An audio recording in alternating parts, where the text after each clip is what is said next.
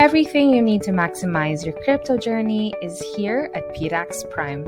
With PDAX Prime, you'll have direct access to the crypto market, allowing you to trade over 50 tokens, including exclusive OTC coins, faster and at competitive rates. PDAX Prime also has a dedicated team of experts who are passionate about crypto and other solutions to help you make the most out of your crypto journey. Plus, as a PDAX Prime client, you'll have early access to our wide array of crypto learning sessions so you can stay ahead of the curve. Don't miss out on this opportunity. Join PDAX Prime today.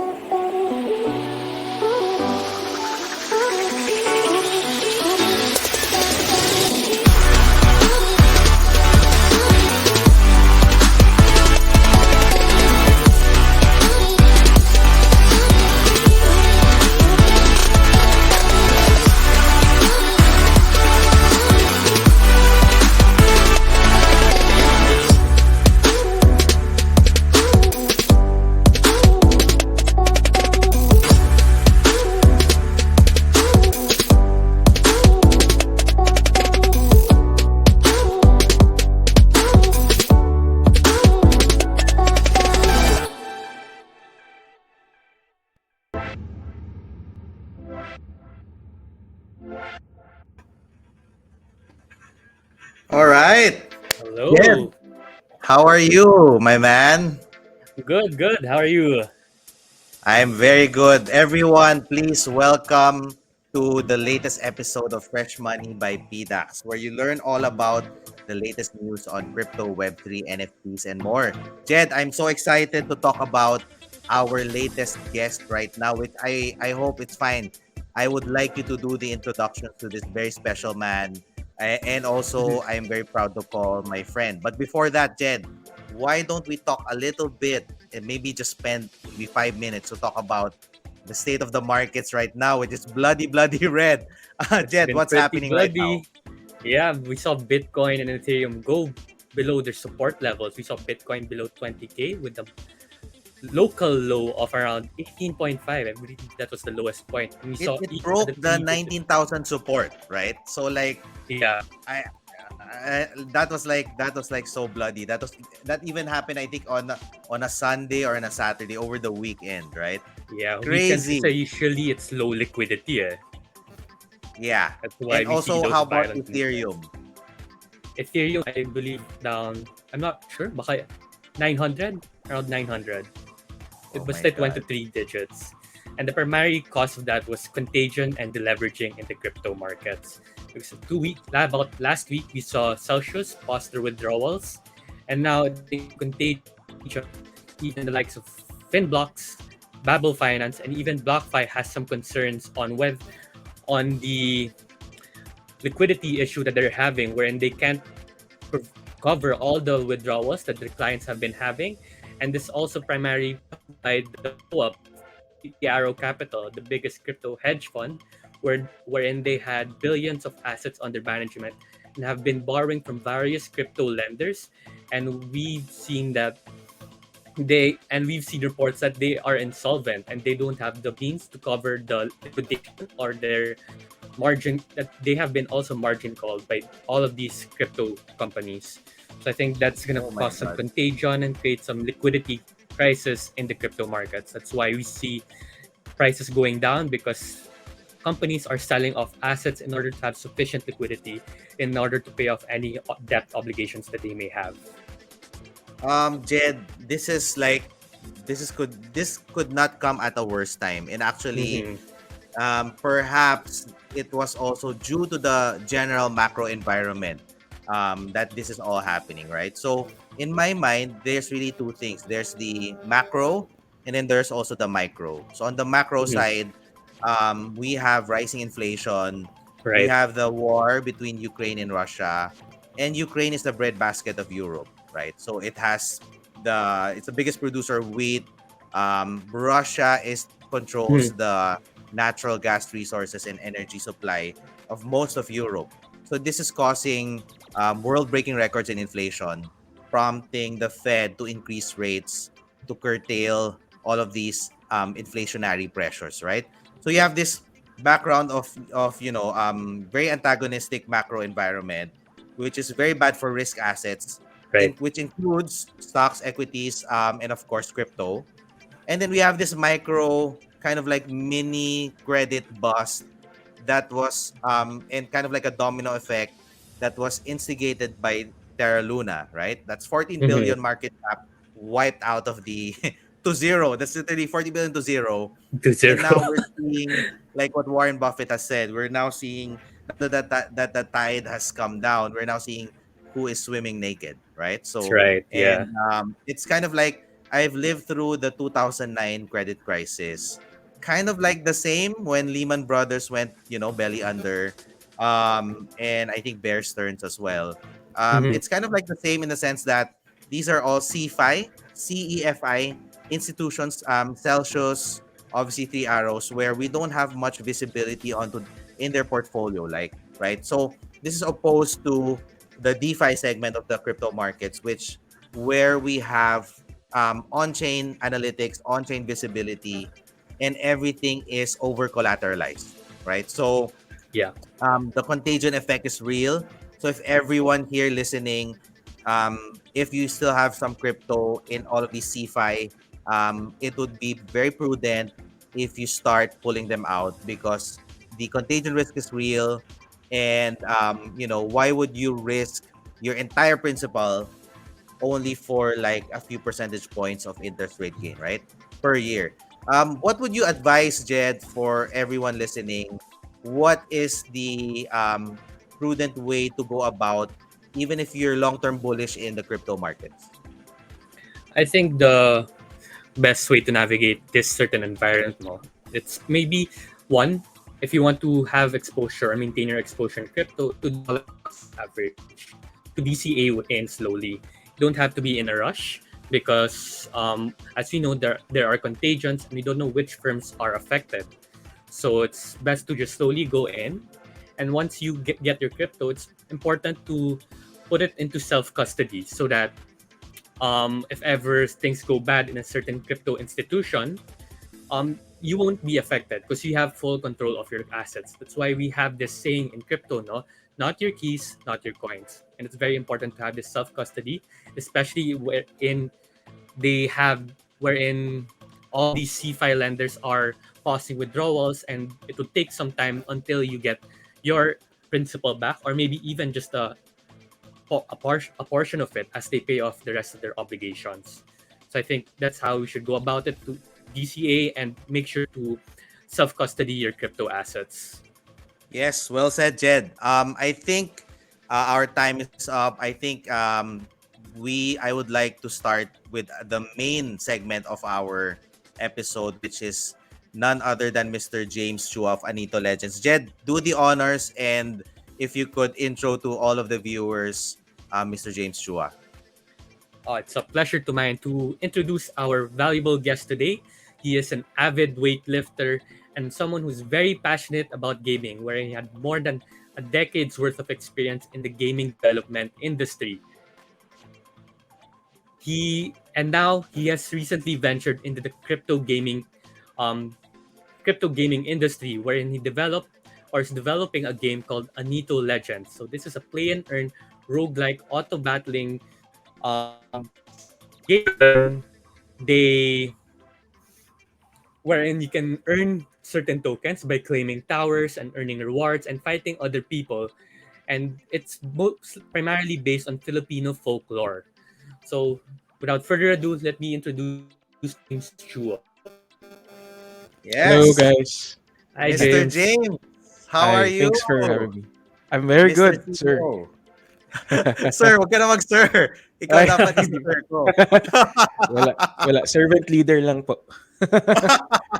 Servant leader, is that from our your savior days? Tama ba? Yes, yes, exactly. Exactly Let's talk more that. about that in a bit. I would love to Sure, know more about you, Sir sure. James. But I'd like to kick it off, Jed.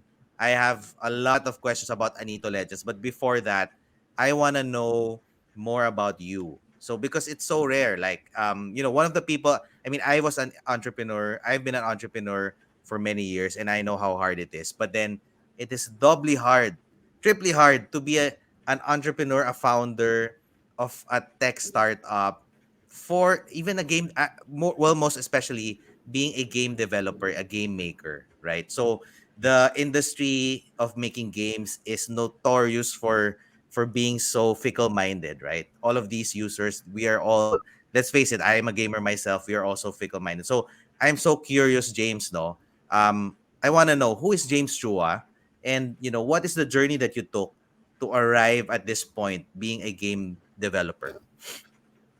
Sure. It's a very kind of long story to tell, and I hope it's an interesting one. Um, uh, the journey started when I founded my first company. It's called Pixel Kit. Uh, we originally had in mind to create mobile apps and maybe games and websites for clients. But the ultimate goal for me and my co-founder, si Jed also, uh, was to make games talaga. That was the dream. And but before, of course, before getting to that dream, you need to make money. You have to be realistic, and that's how we went about it first, by accepting a lot of client projects here and there. At that time, it was a good time also to create mobile apps, since the smartphone was starting to be popular already and being already mainstream here in the Philippines. So we thought about doing that to stand out from other development companies. And after doing that that kind of thing for quite a while, we decided to pursue the dream. Created a game studio called Popsicle Games, co-founded also with Jed and Eric Garayblas. Eric is one of the OGs here in the game development here in the Philippines. He created a game called Street Food Tycoon. It's a very old game. It came out on the very first iPhone. If you're old enough to own one before, it was one of the Yeah, hit games I own that. that he made. uh, in its peak, I think it got 50 million downloads. So it was Oh, really, really popular. And we were very fortunate to have him on the team with Popsicle Games. And we started creating games, very casual games for mobile, since this is the uh, medyo low hanging fruit na, it's easy to produce, and of course the development time was not as long as the triple A games that we find in our consoles and our PCs. So we had that kind of approach, that we wanted to create small games very fast, and we wanted to be very lean. And yeah, from there, we created a lot of games and learned a lot of lessons. And eto, we transitioned recently to Web3 naman. nice. May I just for some context for everyone, Sure. when did you start Popsicle Games? Like you mentioned, during it was right about the time when the first iPhone was released. Tama ba? No. Popsicle Games came out, we started Popsicle Games, I think it was 2015, 2016, around that time. Okay. Yeah. Okay. And then how many games did you, like you mentioned, you churned out a lot of games, mostly Yeah. casual, right? How Yes. many games were you able to churn out, roughly? In the beginning of the studio, we targeted to make one game a month, and we were able to hit that. Whoa, Mm, Small games lang, crazy. small games. crazy. uh, Very casual lang. The scope was very minimal, but we were able to do it. So we had more than a dozen games talaga, not including the prototypes that we also have to do in between creating the other games that we publish. How So many? So you had this team, and how large was this team that was churning out one game a month? at that time, we had around two developers, one artist, and then my partners helped out a bit in the technical side. Si Jed Cruz helped with the art. Eric naman helped a little bit on the development. So we're very lean. Me naman, I'm just wala taga utusan, no, but also giving ideas, managing the admin stuff, the boring stuff that they don't want to do. I mostly do it. So I guess it was about a team of 10 or less, or maybe even less. Less, yeah, less, yeah. Wow, We kept it very that lean. is very impressive. Like One a game a team of month. less Yeah. than 10 and then churning out one game a month. How was the James? Very curious. How was the like revenue generation potential for these casual games way back when you were doing it? So the revenue was really mostly on through the ads, no. Like when you play games right now, sometimes they are when you die, may ads lalabas, or Yeah. when you want to continue, you can do so by watching a video, and then you will continue on or gain some bonuses. So mainly that's the revenue model for the free to play games, no. And to be really, to really make a lot of money, you need a lot of users watching those videos. So that was Yeah. mostly the challenge: user acquisition, getting your players to really stay and play the game, play it long enough that they watch enough ads, and then you make back the you make back the investment. So it's basically an like an eyeball farm you're Right? creating, Yes. and it has the challenge here is and people who have played Axie can probably somewhat relate. So the challenge here is how do you make a game that is so attractive that you gain a lot and you retain them, right? So Right. That's correct. what were the insights here, James? So during your more than 10 years of development, what were the insights that you and your team realized there should be like very core insight on gameplay loops that would allow people to get addicted, it goes into the core of what makes people addicted to something, right? Right. What were Yeah. those insights that you discovered? Uh, there's a lot of psychological factors involved that when you start the game, it has to be easy enough for the players to, yeah, like go through 5 levels first, and then it gets harder from there on. That's an example lang, but that's the gist, no, na you have to onboard them first, get them to enjoy, and then there's like some positive feedback na, okay, after winning so much, you're getting this much back as coins or whatever. So it's a lot of psychological factors, and of also studying the data, where we use a lot of we use analytics and review it from time to time, and see how which levels that do the players churn, how do we avoid this, what do we do to mitigate the churn rate, how do we make it lower, and of course the retention rate. Uh, how do we get the players keep coming back, playing for longer? So there's a lot of psychological and a lot of data analysis involved in the back end, and then you have to apply those learnings and try to make it into your product. I love it. James, taking a step back for a little bit, if going through the background or any history of gaming, our generation, Jed's generation, we've lived through the golden years of gaming.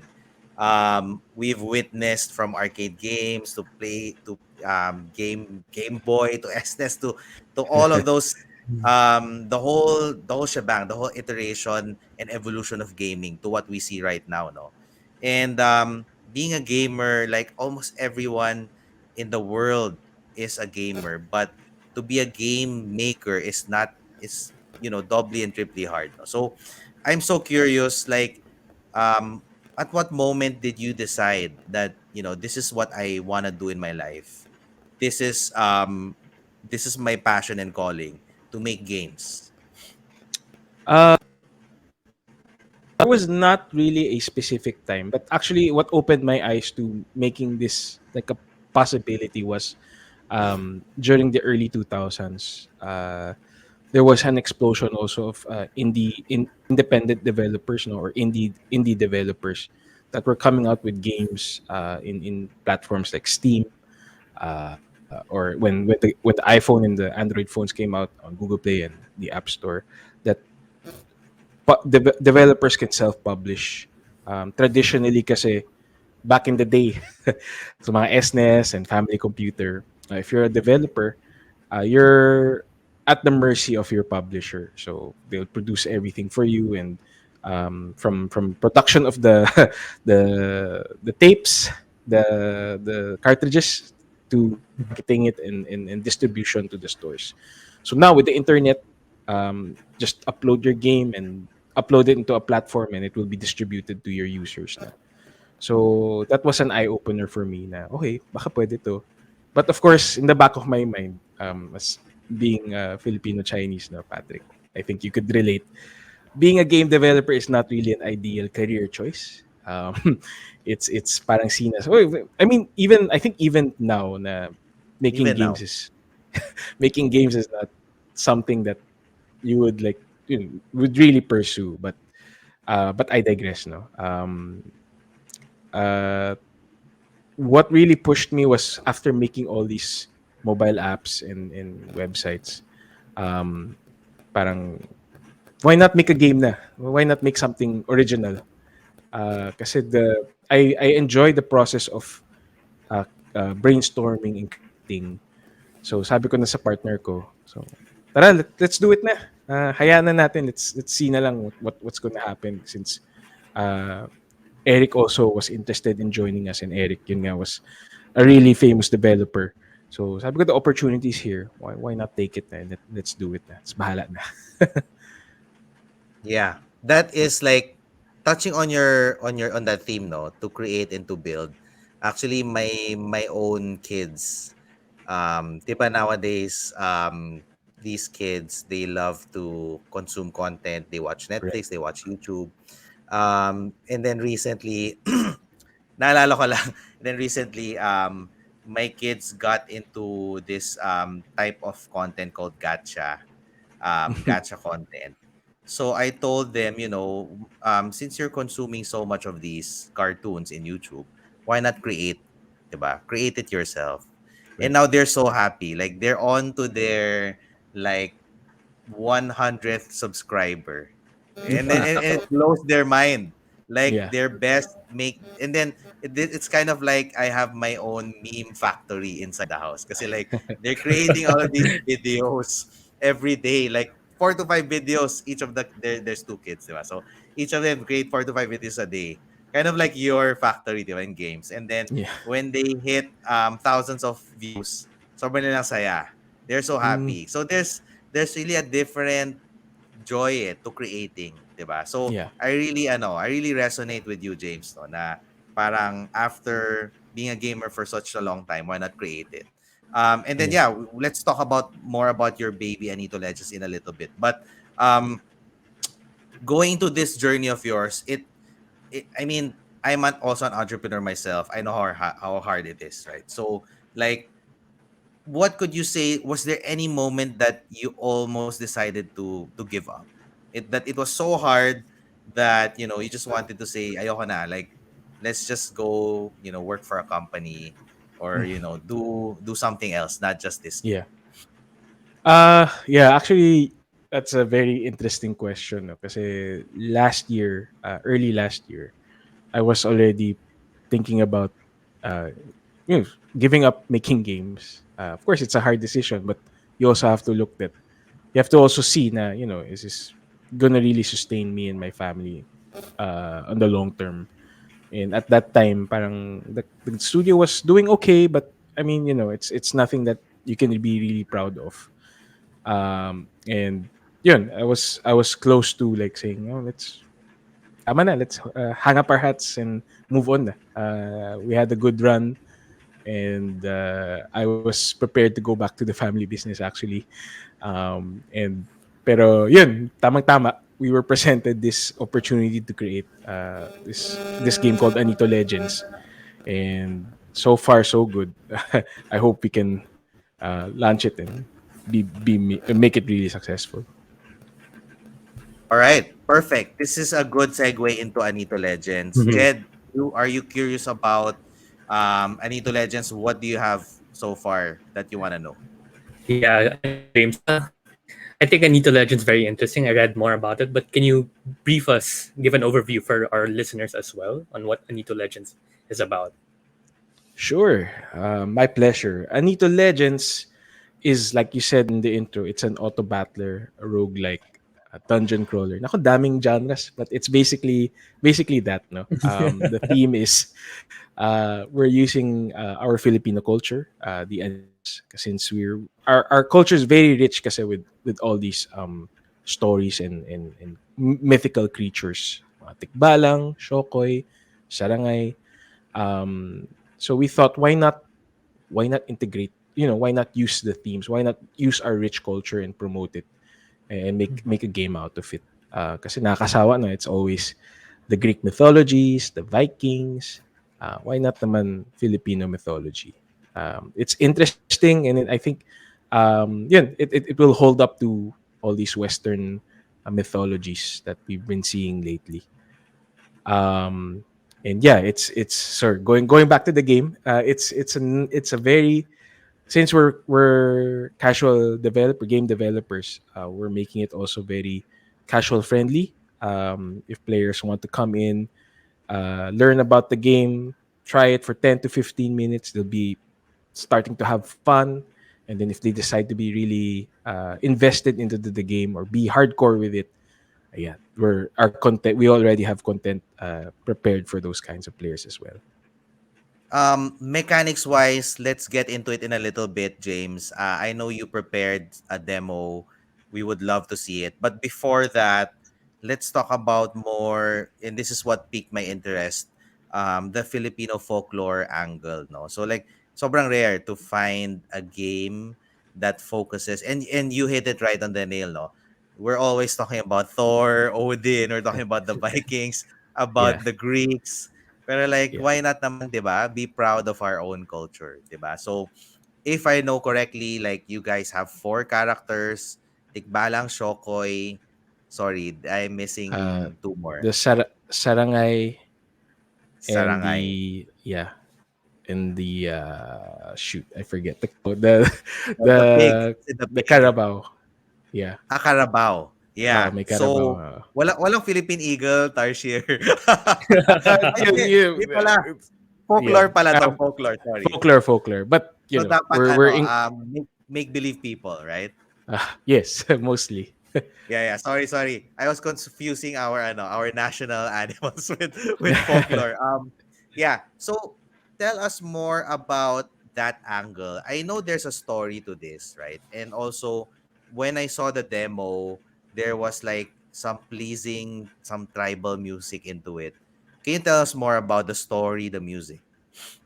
So the story, we actually partnered with a Palanga Award winner, author, she's Yvette Tan.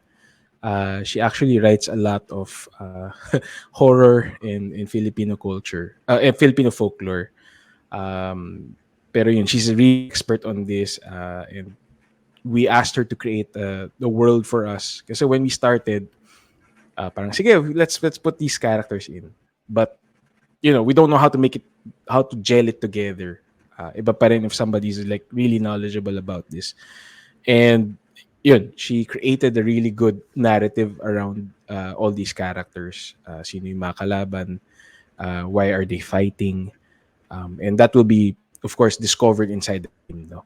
But we wanted to do this the right way. No? Like I said, we don't want just to throw all these characters in and sige, aaway sila. Bakit? What are their main motivations for fighting each other? Why are they existing in this game? So we really wanted to respect the source material. So we will be sharing a lot of this narrative snippets in our socials. Actually, we just started this week, I think. We want to release a video soon that overviews the the whole story. But definitely, you will find more about it in the game. Awesome. The music was Uh, very pleasing to me. Did you hire anyone to do that? right. We also got Mr. Malik Lopez to create the music. He does music. Actually, he made the music soundtrack for Buy Bust. If you guys seen the movie, we'd see Ann Curtis and I forget who's the male lead. Pero it was a film I think released 3-4 years ago. So and Nice. he's very popular with the Mr. Malik Lopez does a lot of music for yung mga ambient and I think he does music for some museums Yeah. and yun. So yun yung expertise niya. And he's also an avid gamer. So madali ring ano when we were collaborating with the project, it was very easy to say na okay, we need this kind of music and then ito yung mga references tapos yan. Sige, naglabas siya ng mga samples and yan. Okay na. I love it. I love it. Yeah, I think it's time to get into the details, the mechanics of Anito Legends. So Jel, maybe if you could play for us the video that James here prepared so that our listeners can see, no? And then James, feel free to describe as Sure. we play the video. Yan. So the game is like I said an auto battler. So it will play itself, no? But as a player, you can position your Anitos in either the front, the middle, or in the back.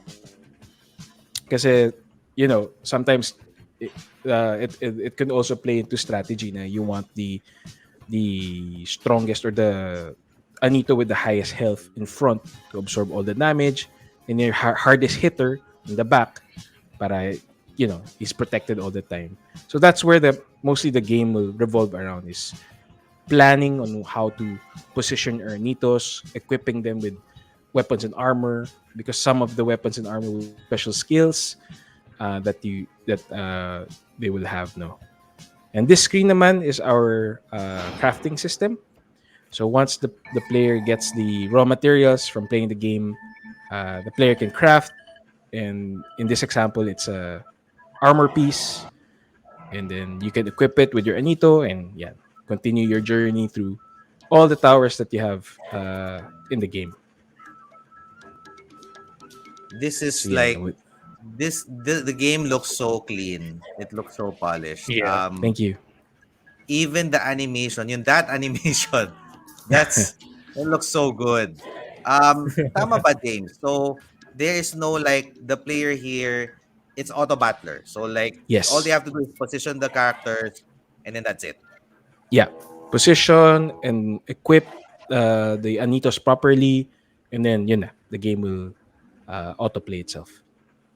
Awesome. And there are four classes. And is it similar to Axie where like it's like a rock paper scissors type of system where each class is stronger than the other and then you go through the cycle. Yes, correct. For PvP, there will be like a rock paper scissors system. Nga.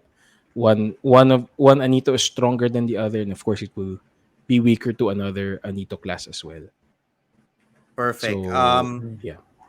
Let's talk more about the blockchain component of this. So we all know, so the elephant in the room is we all know Axie, what happened to Axie, although Origin is on the way. We all know what happened to Pegaxi. We all know the unsustainability of the tokenomics of all of these play to earn games. And I think there's a little clue there in the introduction of Jed. I think Jed, you mentioned instead of play to earn, it's play and earn. Yeah. Yeah, so I kind of caught that implication. So James, tell us, no, where does the Web3 component come into this game, and how do you plan on making it sustainable? Um, for our end, kasi Anito Legends, yun nga. You mentioned the Axie and Pegaxi. We were very observant on how these games were. Of course, Axie in its peak was last year. is around August, November. That's when basically we started development and we patterned the earning mechanics from them initially. And then sadly no nag-decline. Right now sobrang bagsak na. And we were, of course we have to talk about this as in team, no. We have a lot of conversations on why these are happening, and how, what lessons can we learn from this.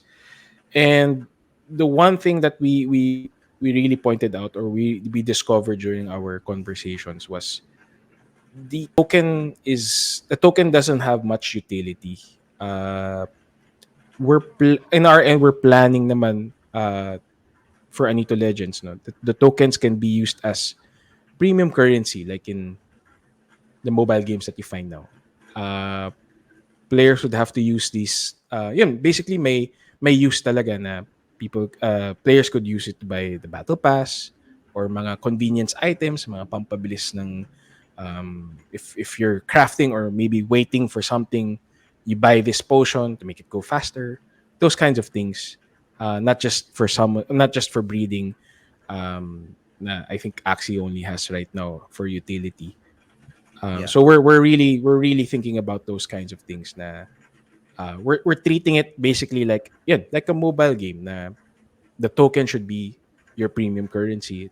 It should be usable, and players would like to use it and buy items from the store, and not just pull it out of the game and sell it for fiat, which would Right. Correct. eventually cause the inflation and devaluation of your token. So yeah, James, Jing, no, correct me if I'm wrong. You have two tokens. You have the Laro token Yes. and the Ginto. So just wanted Yes. to go through your thought process why you went to a two token model instead of a single one. It was advised to us, no, that the two token system was easier to control in terms of yun, for inflation and the supply. We're treating the laro, no, laro. Okay, so laro basically is in arms it's the AXS, and then Ginto is the SLP. So laro will be mostly, we want to treat laro, long term vision namin is to use it for medyo parang governance token na people would can vote on certain things on the meta. Like they would say na, okay, this kind of weapon should be banned in PvP. And then, players would holding the tokens will have the right to vote that, okay, yes, ban it, or no, don't ban it. So those kinds of things that we want, that kind of community interaction with the game. And then for Ginto naman, yun nga, we're treating it mostly like a uh, premium currency in mobile games that you find right now. Nice. All right. So Laro Ginto is the game. So let's circle back. Hi, Shobe. Shoti, shoti. Shoti, Shoti. Hi, Uh, uh, Shoti. How are you? The ano no, James, the trials of being a father and an entrepreneur, right? yes. No, it's okay. We've all gone through the same thing. Ask ko lang, Sure. so you've got Laro Ginto. Maybe let's step back a little bit. Two questions. Which blockchain does Anito Legends reside? And number two, do you need to buy, is there an entry, buy in to be able to play Anito? Okay, so the blockchain is under Binance Smart Chain, BSC. And yes, as of now, we're thinking of having players to buy the NFT assets first, the Anitos, to start in the game. Uh, the, you'll have to buy 3 Anitos to start, very much like Axie. But we were we were very interested in the model of PDAX. Medyo shout out to them. Uy, I think Radex, idol ko yan. Si ano, shoutout na natin, si Mr. yeah, Daniel Laborada. yan. And si Berna and Wes, right? Yes. Were you So able their to models. speak with them? Yes, we actually had a call this morning. Oh, okay, okay. Okay, go ahead, Yeah, man. their model is very interesting. It's renting NFTs out, so we're thinking about partnering with them, and kasi that's usually the major pain point, no, of these games, that the NFTs, if they increase in value, sometimes it's really crazy high, like in Axie. So players Correct. don't get to try the game. So we're hoping to have that rental approach so that more people could have access to the game and really try it and see if it's their cup of tea or not. So, okay, now that you mentioned Playdex, so Playdex is it's kind of like a decentralized NFT marketplace. You can think of it as like parang the NFT marketplace of Pegaxi, but then instead of just one game, it supports multiple games, multiple blockchains. And what you're thinking is that the Anito Legends to list your various NFT assets on the Playdex marketplace so that people who don't have the necessary capital requirements don't have to shell out so much and just pay a sort of a rental fee. Tama ba, Right. James? Yung understanding Right. ko. Yeah. Perfect. It makes it accessible talaga and less risk on the player. Because like me personally, I wanted to try all these games, but uh, buying the NFT is like crazy expensive. At the height of Pegaxi, it was nung tiningnan ko 300 400 USDT. Oh my Sabi ko, god. Oh my god. how am I gonna try this? Parang I was dapat supposed to buy a horse okay. and then someone quoted me like 100,000 pesos. Wild. Wow, wild, Wow. grabe, Sobrang grabe. wild. At the height Oo. and then right after noon, like just maybe I don't know, 2 to 3 weeks after, boom, went nosedive. So Yeah. it just parang brings into question, everyone is now kind of, I would say, much smarter than before because we've all seen this movie. We know how the movie ends, right? So it ends badly. So sobrang interesting. Um Going back into the your idea on partnering with Playtex, does that mean that, let's say, normally you guys do Genesis NFT launch? Does that mean that you won't have to necessarily do a launch or sell the Genesis and instead list them on Playdex, or how does that work? Well, we still want to do the traditional way of pre-selling the NFTs, of course. We want to look for owners or potential owners for the assets as well. So, well, wag muna ako magdetalye kasi wala pang hindi pa napaplansya pat. Pero we are planning a pre-sale for the NFT soon, and then Okay. eventually have some for rental in Playdex. Is there Okay. a limit for the Genesis supply limit? Uh Currently we're thinking of not putting limits because as you guys were talking about, the markets is really something, and we don't know if it's going to improve soon. Yeah. So we're not we're planning to not put any limits yet. uh, but of course it might subject to change when we're actually going to do the pre-sale. Nice. Alpha Leak naman, James. When will the pre-sale be? I'm gonna put you on the spot right now. um, when will the pre-sale be? How much are you thinking about the mid price? And no pressure. I Wow. don't have to answer these questions. No dates, no price yet. The dates we will be announcing hopefully soon. Sige, just a little snippet na lang. We are currently undergoing smart contract audit. And after that, once we get the go signal from the auditor, we can plan out the dates na. Nice. Awesome. So like, okay. So I think we're pretty much near because you're already having your audit. So like medyo siguro Yeah, tapos plancha na that lahat. might give you a clue. All right. Normally, after a Genesis NFT sale, there would be some sort of alpha test. Those people who bought their assets, they can try it out. Is it gonna be the same here? And then afterwards, what is the next milestone in your roadmap?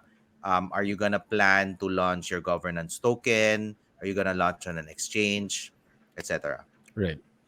So these events, no, we want them to keep it closely together. So once we do the pre-sale, shortly after we want to do the IDO of the tokens, and then TGE, and then launch the game right away.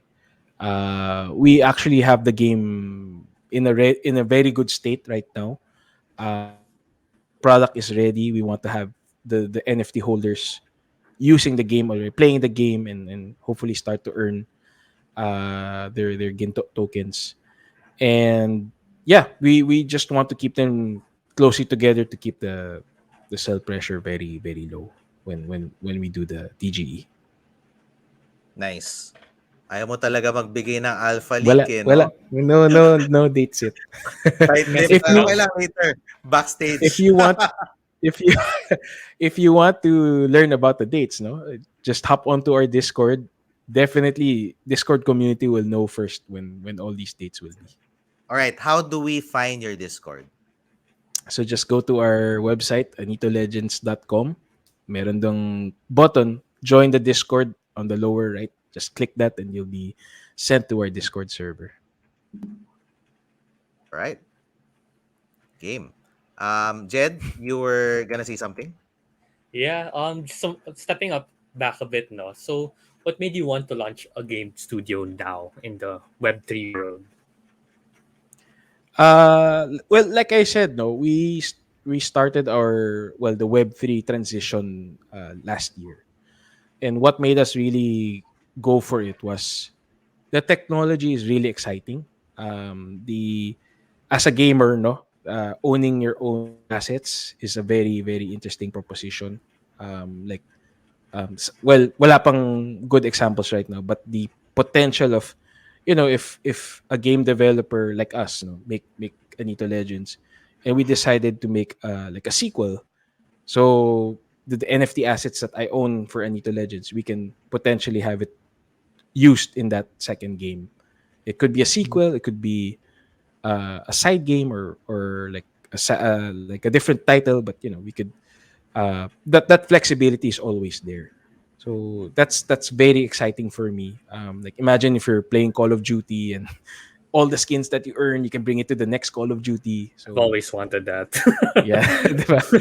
Like the So progression never carries over to the next game. yeah, so that whole thing is very exciting. And of course, like having the crypto as rewards, that's gravy na rin. Earning while you play is all anything, or like the dream of every gamer, na you're playing to earn money, not just basically wasting your time.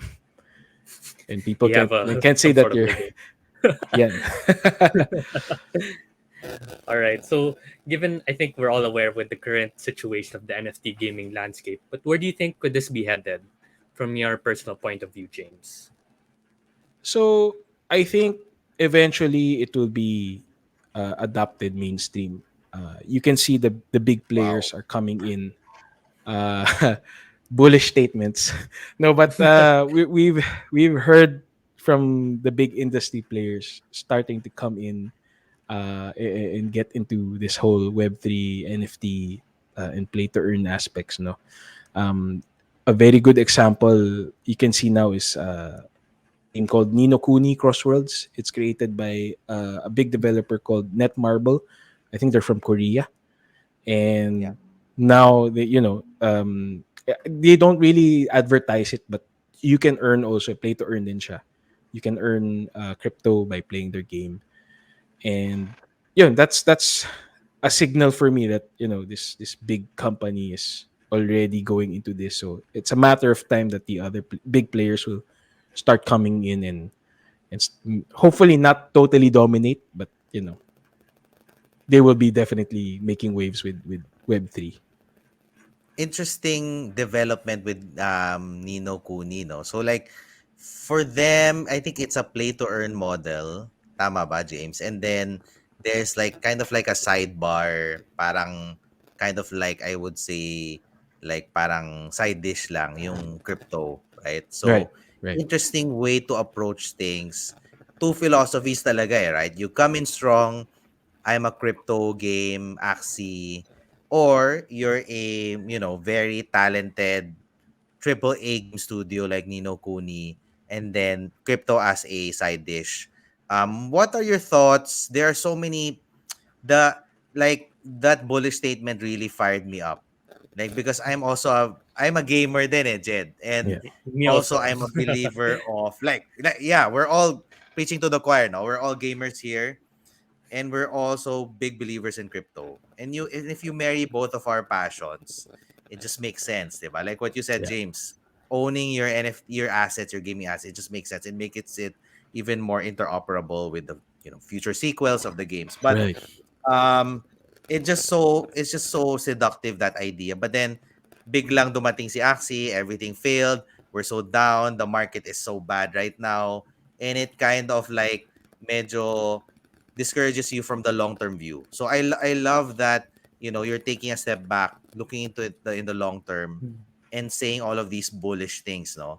But going back, what do you think about that, approach of Nino Kuni?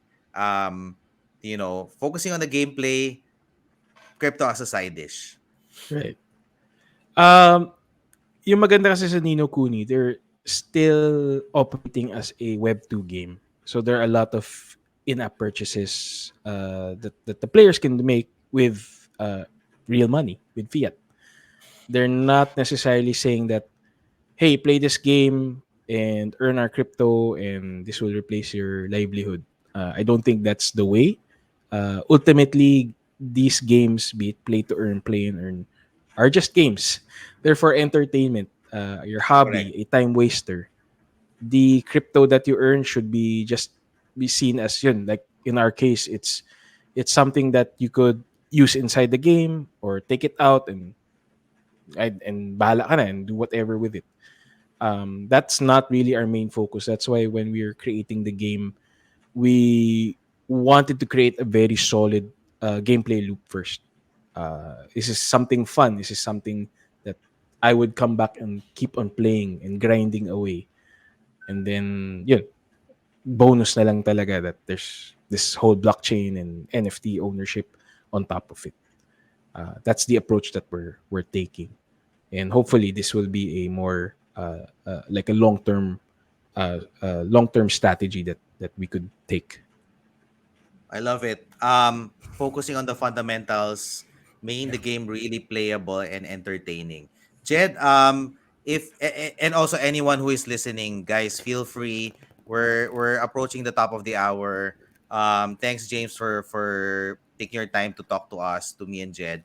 But for anyone listening, feel free to post your questions to James before we end the segment. Jed, do you have any questions for us from the community? Yeah, we have a few so far. So this All right. from John Aquino. So which game inspired you the most? Wow, Oh, nice. that's Ganda That's a yan. a good question. wow, good Ganda. question. Depends on which part of my life. I guess one uh for the Web 2 phase and one for the crypto gaming. wow, Web 2 phase. What inspired me the most? There's so much games that I played. But I think narratively, one of the games that really stood out was Far Cry 3. I always reference this game because Really? the if you've played Far Cry 3, the story kasi is this, you're like this frat boy going to this island with your friends, tapos biglang, yun, there's terrorists pala, and then you have to take them down.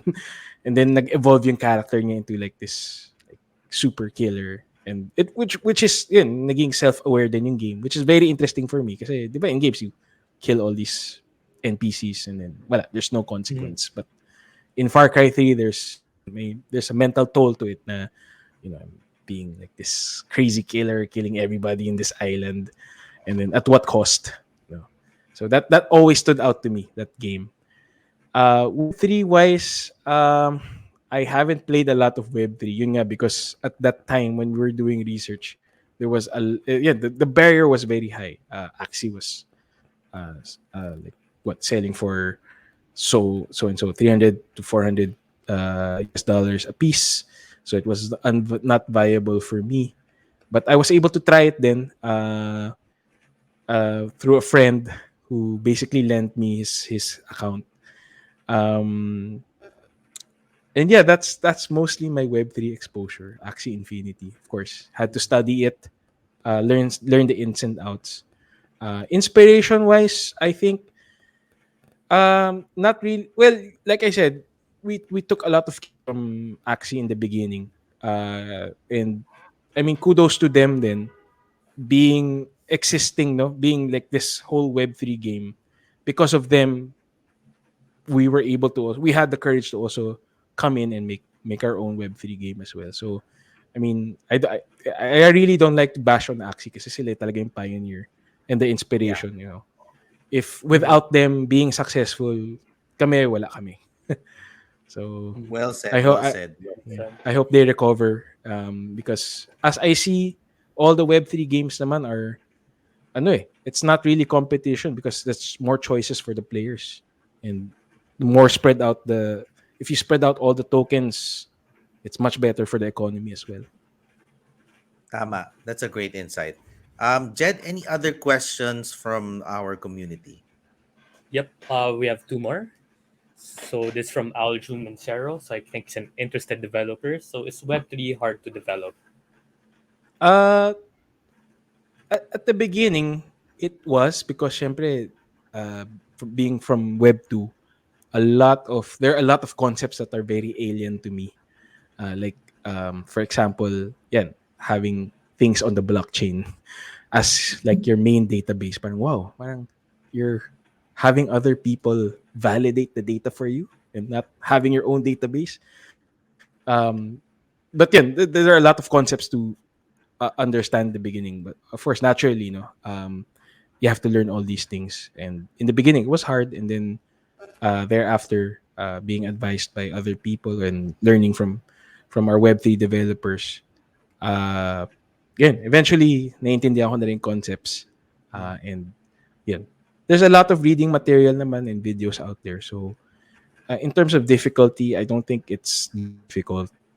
Well, I'm not a developer myself, but like si Eric, no, being a developer himself, he was able to understand it right away. So I don't think it's that difficult once you're a seasoned developer already.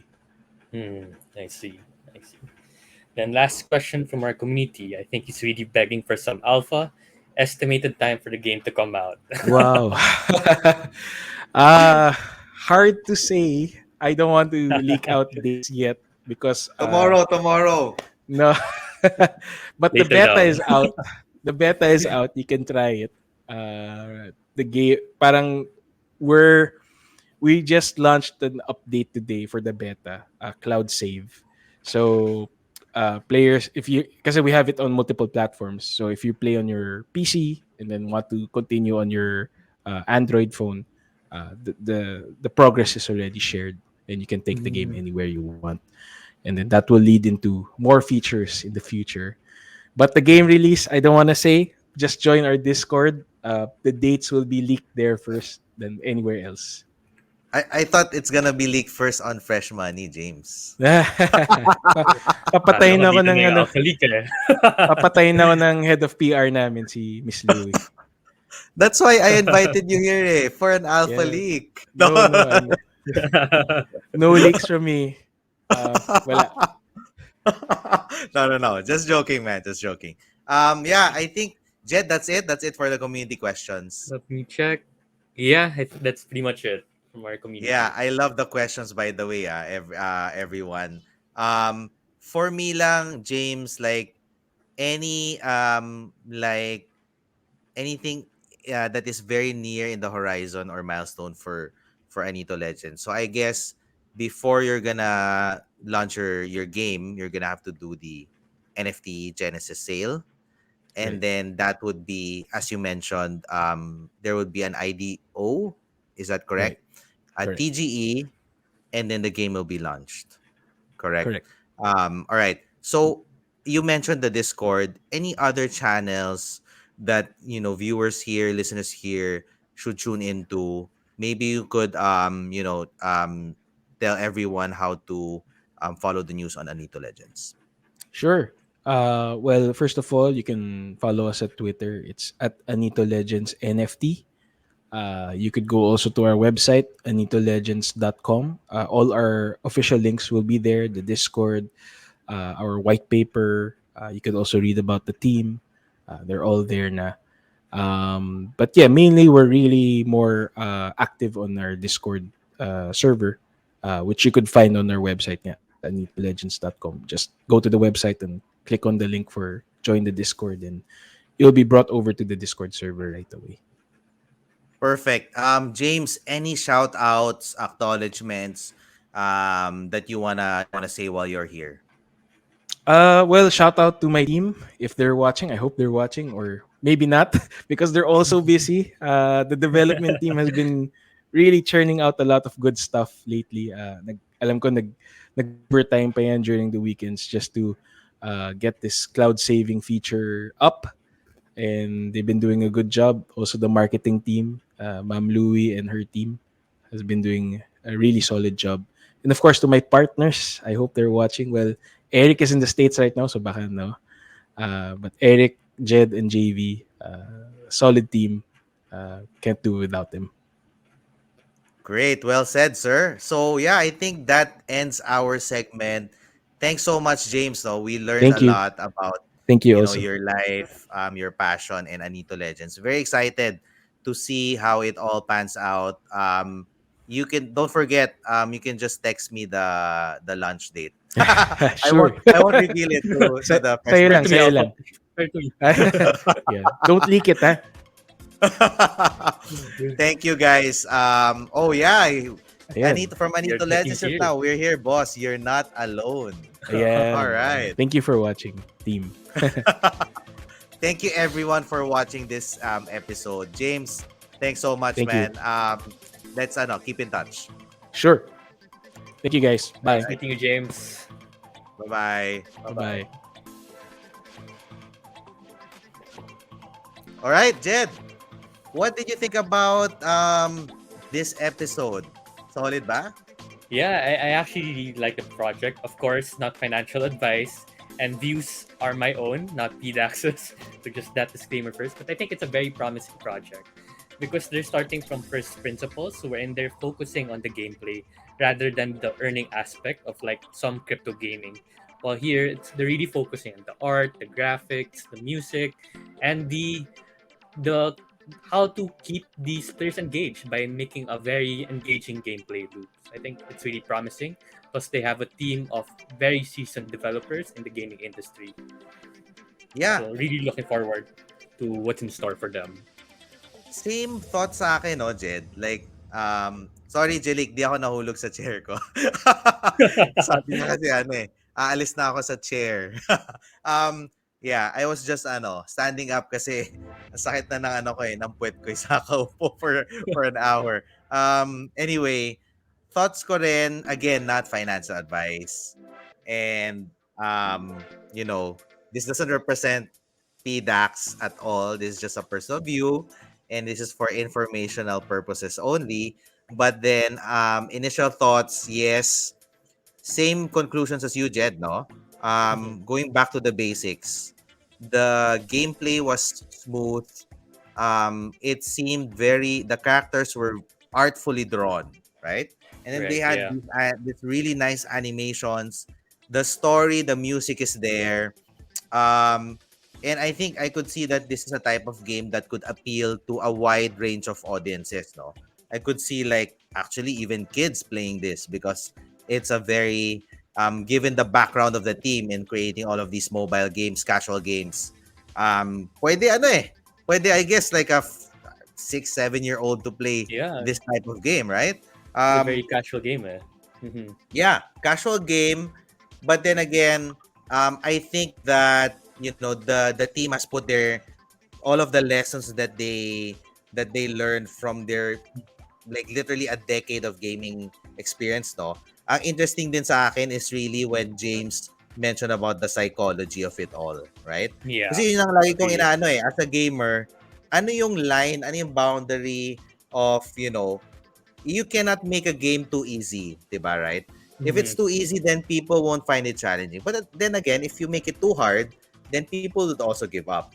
So where is that Agree. line, diba? Where do you Mm-hmm. draw that line where it's just, it's just hard enough to be addicted to, diba? To the Yeah. point na that you still have like a sense of control, that you feel like that there is some sort of agency into it, like meaning you still have a chance to make it out alive of the tunnel or whatever mechanics there is. So um I'm hoping that, and I'm sure that the team has, thought about all of these psychological components when they've developed the game. And also, I guess, obviously, the Web3 component of it. I know, Jed, sobrang hirap ng market conditions now. So, like, Mm-hmm. seeing a team, like, pushing through with their roadmap, even in these Yeah. conditions, it just shows that parang, I guess, I guess they're in it for the long They're term. They're in it committed. for, They're committed.